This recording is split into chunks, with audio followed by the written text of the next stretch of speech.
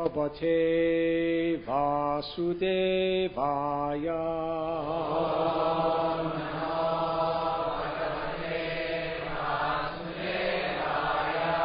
Om Namo Bhagavate Vasudevaya.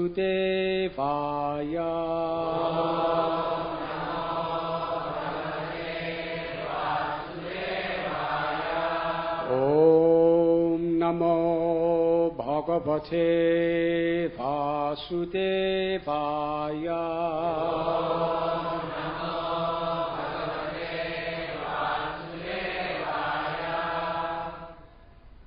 Sri Rajo Vacha Kim Tad Amho Bhagavato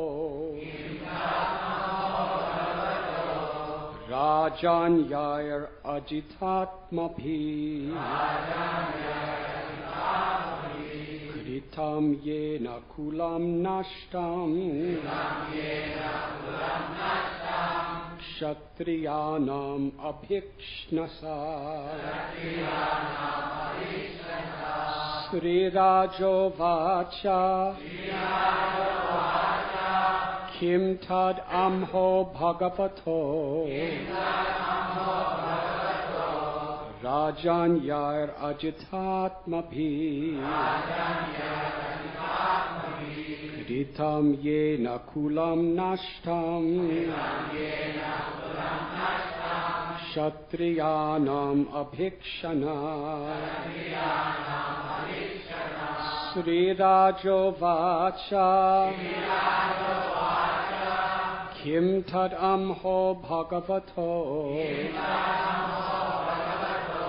Rajan Yair Ajitatmabhi Kritam Yena Kulam Nashtam Kshatriyanam Abhikshanasa.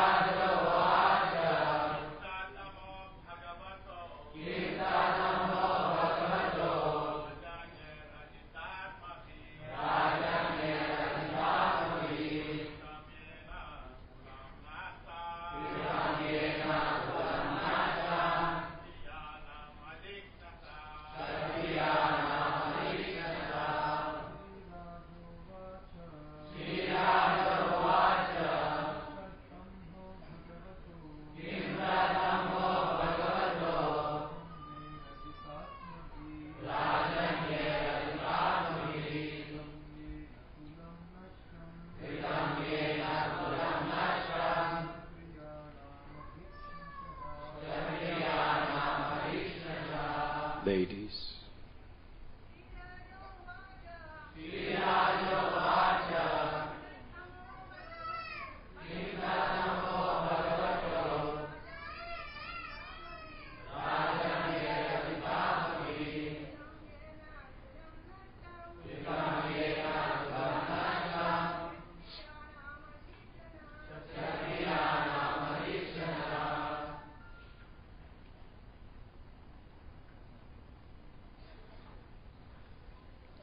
Sri Rajo Uvacha. Maharaj Parikshit inquired. Kim, what?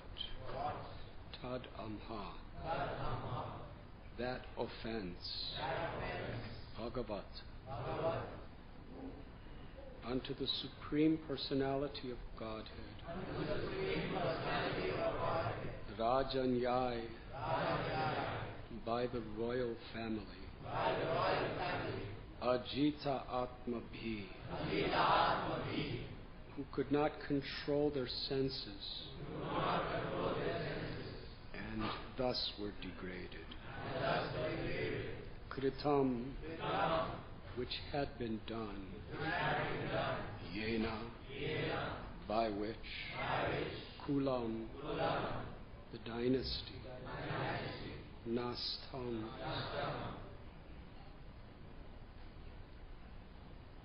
was annihilated. Kshatriyanam, of the royal family, abhikshnasha, again and again. King Parikshit inquired from Shukadev Goswami, what was the offense that the Kshatriyas, who could not control their senses, commit before Lord Parasuram, the incarnation of the Supreme Personality of Godhead, for which the Lord annihilated the Kshatriya dynasty again and again? Shukadev Goswami said, the best of the Kshatriyas, Kartavirya Arjuna, the king of the Hayas, received 1,000 arms by worshipping Dattatreya, the plenary expansion of the Supreme Personality of Godhead, Narayan. He also became undefeatable by enemies and received unobstructed sensory power, beauty, influence, strength, fame, and the mystic power by which to achieve all the perfections of yoga, such as anima and laghima. Thus, having become fully opulent, he roamed all over the universe without opposition, just like the wind. Once, while enjoying in the water of the river Narmada, the puffed-up Kartavirya Arjuna, surrounded by beautiful women and garlanded with a garland of victory, stopped the flow of the water with his arms. Because Kartavirya Arjuna made the water flow in the opposite direction, the camp of Ravana, which was set up on the bank of the Narmada near the city of Mahismati, was inundated. This was unbearable to the 10-headed Ravana, who considered himself a great hero and could not tolerate Kartavirya Arjuna's power. Purport by His Divine Grace, A.C. Bhaktivedanta Swami Prabhupada. Ravana was out touring to gain victory over all other countries, Digvijay, and he had camped on the bank of the Narmada River near the city of Mahismati.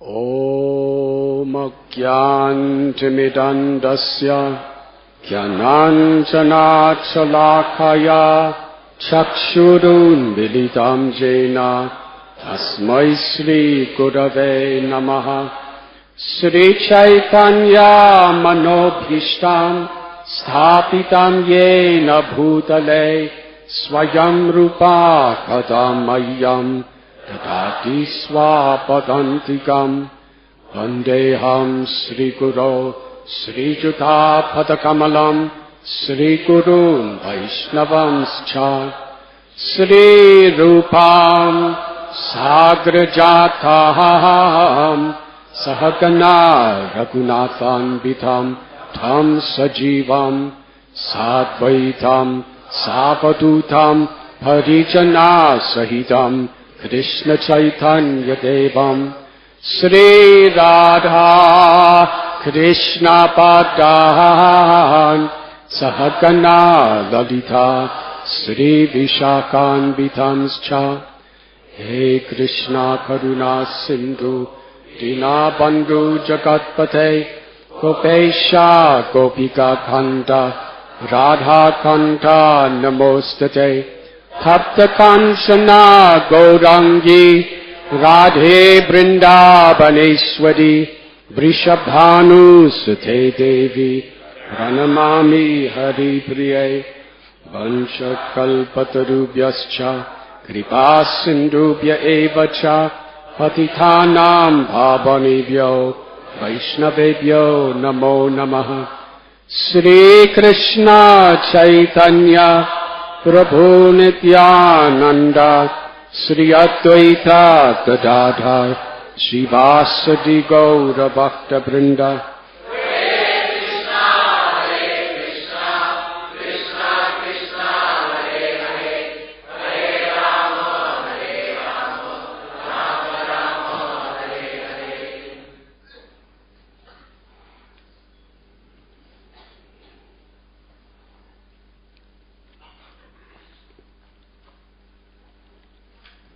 Today we are reading from Srimad Bhagavatam, Canto 9, Chapter 15, entitled Parasuram, the Lord's Warrior Incarnation, text 16 through 21.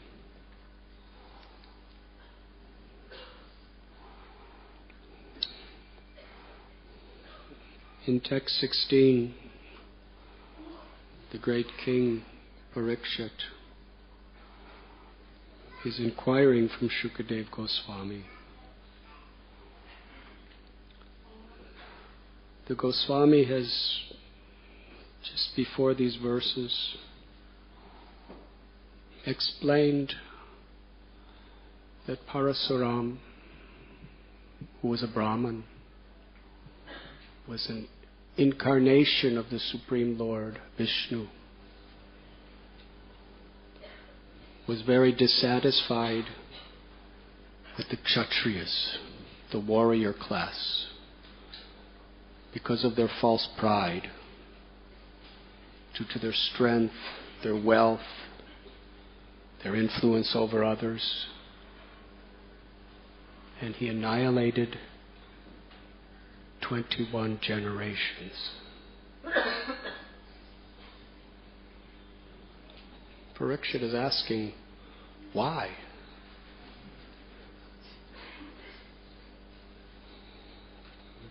If we look personally into this verse, Parikshit Maharaj was also a great king. And he was also, due to a mistake, cursed to die by a Brahmin. Traditionally, Brahmins are the gurus. They are saintly. They are giving nourishment of spiritual knowledge and example to the people in general. And one of the foremost duties of the Kshatriyas, or those with political power, is to protect the Brahmins, protect the cows, protect the women, protect the old, protect the children. Because without such protection, the entire society becomes degraded. When there is exploitation of these innocent sectors of society, then the karma of the whole society becomes disastrous. We have read how Parikshit Maharaj, he was on an excursion in the forest. He happened to come to the ashram of Samik Rishi, and something happened to him that never ever happened before. He became so inundated by thirst. He went to the ashram of the Rishi and asked for some water. But the Rishi was in such deep trance of meditation, he did not even acknowledge the external world. He didn't know that the king had come. Now obviously King Parikshit had been thirsty before, but because he was a Rajarshi, a saintly king, whatever the conditions of his body in this world around him, he never lost his soberness. He always behaved properly. This is the quality of a great soul. Srila Prabhupada writes in the Krishna book that the greatness of a person has to be evaluated by how that person is able to tolerate provoking situations. It's very rare to be saintly in one's behavior when things are going really nice in Kali Yuga. But it's quite possible. But the test of how deep our realization and our sincerity is provoking situations. Temptations of lust. Provocative situations that can make one very angry, envious, greedy. When these obstacles come on our path, if we resist with integrity, not only do we gain great strength and the grace of God, but they also exhibit the quality of our sincerity. Now, King Parikshit, he was a saint. Why did he become so disturbed when he was thirsty? It was totally out of his character.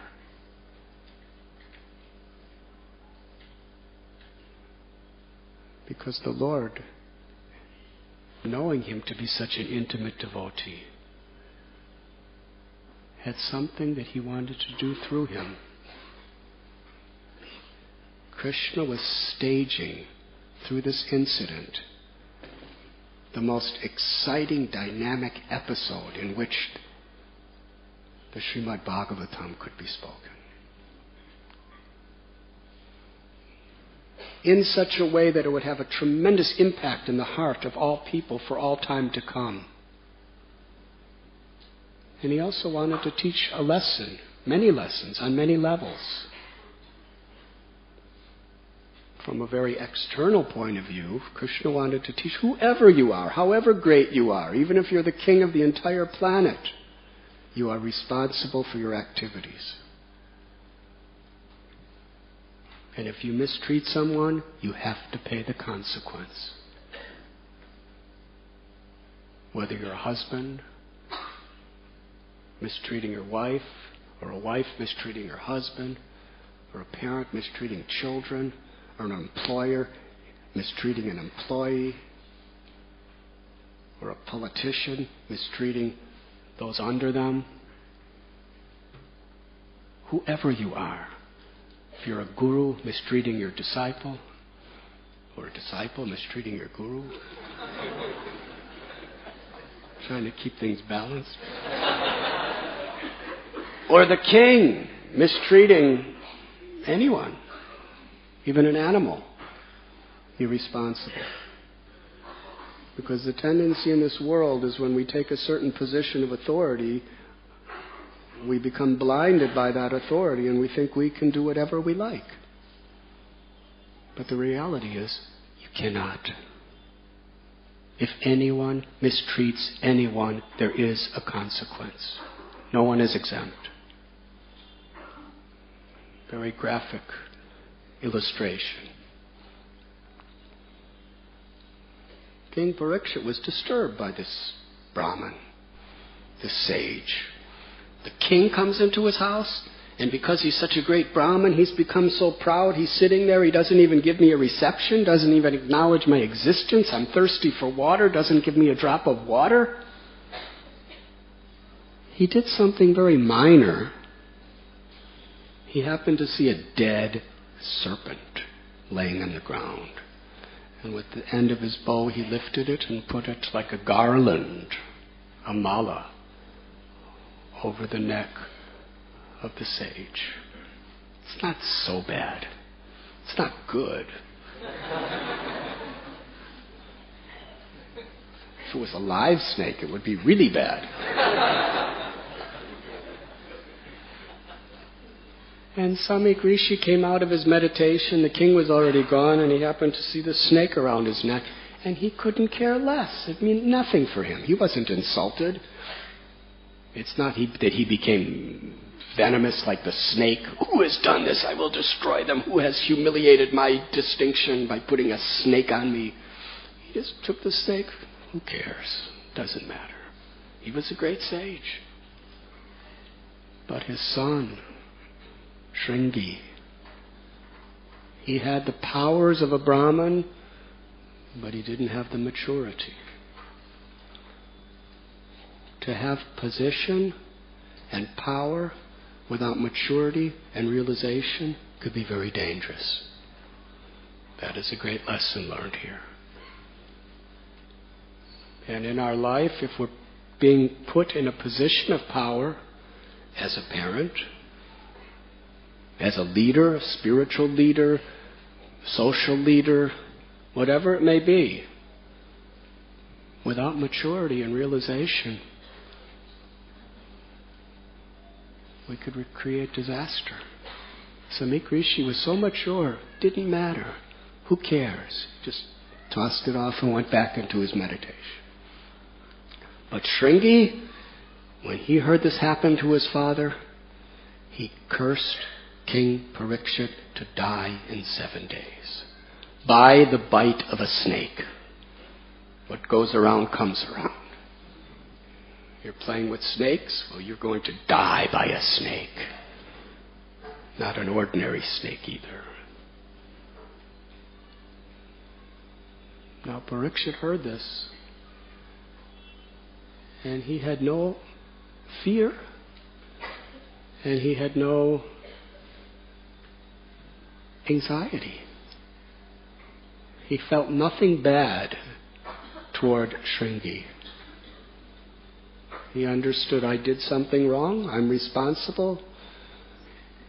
This is an opportunity to fix my mind for the next 7 days on Krishna. So he went to the bank of the Ganges, and there Sukadeva Goswami came with all the other sages of the world to help him remember Krishna by speaking Srimad Bhagavatam. And here in the 9th canto, which is several days, hearing, he's being told that Parasuram, who was a Brahmin, annihilated not only one king, but 21 generations of kings all over the world. So this must have been really interesting to King Parikshit, because he was just annihilated by a Brahmin too when he was a king. But he saw it as Krishna. But in this case, the Brahmin himself was Krishna, Parasuram. So he's asking, what was the offense? I put a snake on somebody, but what was this person's offense?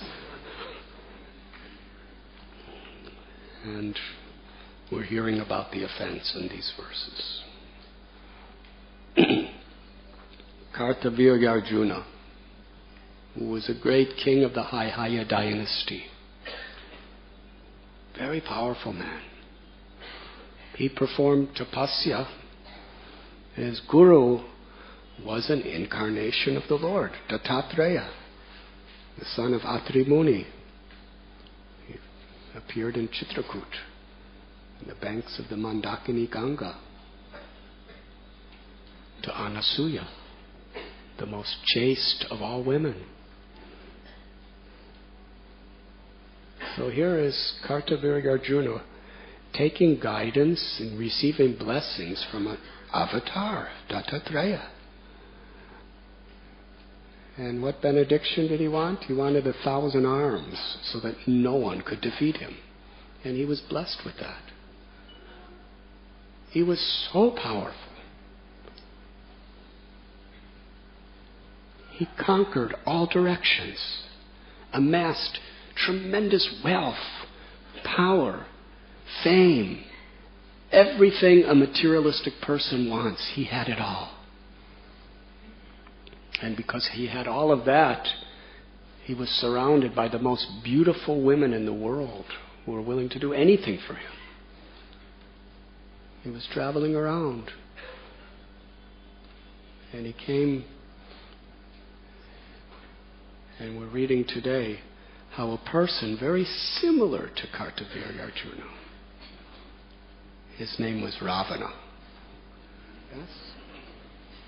They were contemporaries. Because we read in Ramayana that Parasuram met Ram after he broke the bow of Shiva. And so here we read about Parasuram's meeting with Ram. Now we're reading about Ravana's meeting with Kartavirya Arjuna, who met with Parasuram. So Ravana was out conquering all directions too. And he decided with his armies and whoever else he was with, his ladies, they decided to take a nice little holiday on the banks of the Narmada River and take their bath. And then Ravana, who was a devotee of Shiva, he had his Shiva Lingam and set up the Shiva Lingam on the banks of the Narmada River to perform his puja.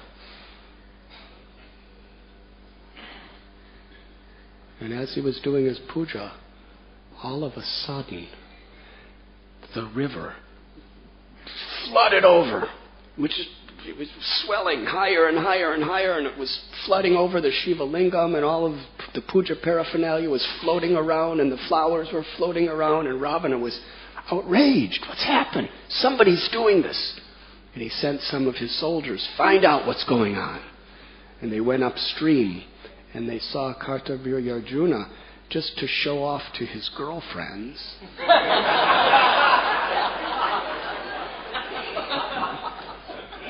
With his arms, he made a dam that blocked the whole river. Not a drop can get through. And therefore the whole river was backing up, and flooded Ravana's place. And for Rav, he wasn't doing it purposely to disturb Ravana. He was just doing it, just to show off his powers. But Ravana could not tolerate anybody disturbing him. So he attacked Kartavirya Arjuna. It was a great fight. The Puranas describe this battle. They were fighting and fighting and fighting. And ultimately, Kartavirya Arjuna, with his club, smashed Ravana in the head. Ravana fell to the ground. Kartavirya Arjuna tied him up with chains and ropes, brought him back to his capital of Mahishpati, and put him in prison. As explained here, he tied him up like a monkey. Now, Ravana didn't like to be treated like a monkey, but that's what he deserved. So here he was in prison, according to the Brahmanda Purana, for 1 year. And then the grandfather of Ravana, Pulastya Muni, he came to Kartavirya Arjuna, and Kartavirya Arjuna, because they know if they please great saints, he got his powers by pleasing Dattatreya, so he honored and worshipped Pulastya Muni. You see, these kinds of people, they'll worship and honor and offer prayers to sages and Brahmins as long as they get what they want from them. But if they don't, they become the enemies. So Pulastya Muni said, give me my grandson. Free him. And like a monkey, he went down into this prison and untied him and said, get out. But from that day on, Ravana and Kartavirya Arjuna became good friends. Whatever that means. They knew how to deal with each other, to exploit each other through their friendship. They were allies. So Shukadev Goswami just wanted to show how strong and influential Kartavirya was. Should I tell the story? Thank you. So one day Kartavirya with his armies were traveling around, just seeing how the kingdom was. And they came to the ashram of Jamadagni. Jamadagni was a great Brahmin and a great sage, very genuine. He had no material possessions. He lived in the forest in a little hut with his wife, Renuka, and just did meditation, did yajna, did puja for the welfare of all of society. He had several sons. The youngest of his son was named Rama, who later became known as Parasa Rama, for obvious purposes. So, Jamadagni was living a very simple life with his family, just studying Vedas, teaching Vedas, engrossed in yoga meditation and performing sacrifices, not for himself, but for the whole world.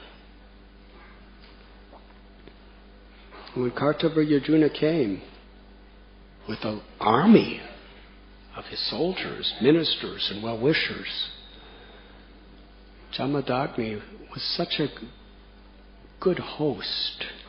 He welcomed the king and wanted to give a feast for all of the king and all of his soldiers. Within a matter of minutes, in the middle of the forest, obviously they didn't have stoves like Gauranga Prabhu and his team did during the South Indian Yatra. We know how long it took for them, the buses, to bring the pots and to dig the trenches, to make fires, get the fuel. It took tremendous. It took weeks and weeks of preparation. Well, he's just living in the forest. And Renuka is just cooking for, a few children and her husband on one little fire. And here there were tens and thousands of soldiers, and soldiers eat a lot.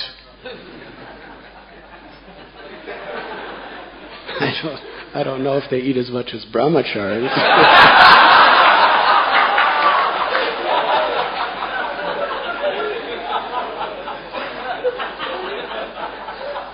But they do eat a lot.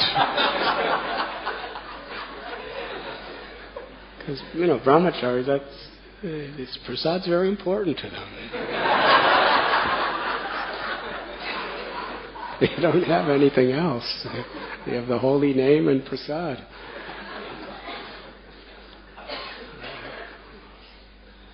So within minutes,